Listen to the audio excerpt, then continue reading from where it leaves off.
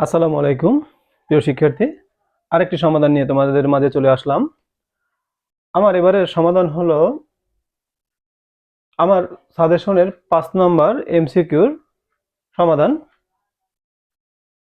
এখানে এ কমা B comma c comma D চারটি ক্রমিক স্বাভাবিক সংখ্যা হলে নিচের কোনটি পূর্ণবর্গ সংখ্যা হবে। তো আমরা পূর্ণবর্গ সংখ্যা আগেই জেনেছি, যে সকল সংখ্যাকে বর্গমূল করলে একটা পূর্ণ সংখ্যা পাওয়া যায় সেটাকে পূর্ণবর্গ সংখ্যা বলা হয়। তো এখন কথা হলো ক্রমিক স্বাভাবিক সংখ্যা। স্বাভাবিক সংখ্যা আমরা চিনি 1 থেকে শুরু করে পৃথিবীতে যত সংখ্যা আছে পজিটিভ সকলগুলোই কি স্বাভাবিক সংখ্যা।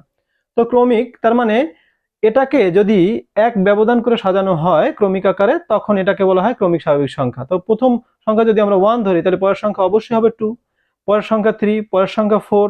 হ্যাঁ, এভাবে আমাদের ক্রমিক আকারে হবে।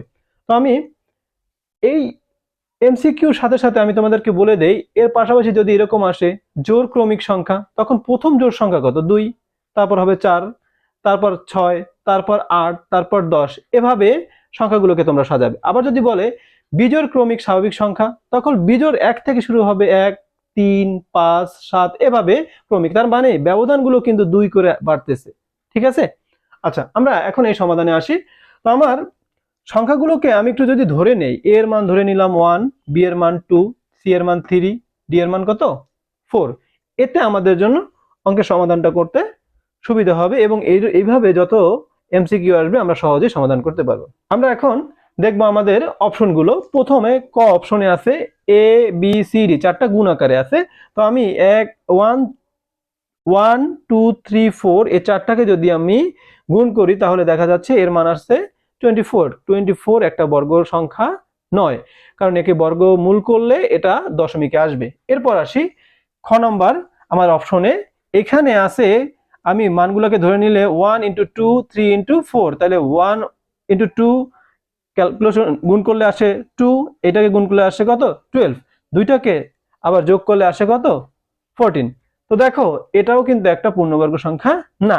এরপর আমরা এখান থেকে 4 নম্বরটা আসি, 1 2 3 4 যদি গুণ করা হয় তাহলে আসে 24। এখান থেকে 1 কে যদি আমরা মাইনাস করি তাহলে আসে কত? 23।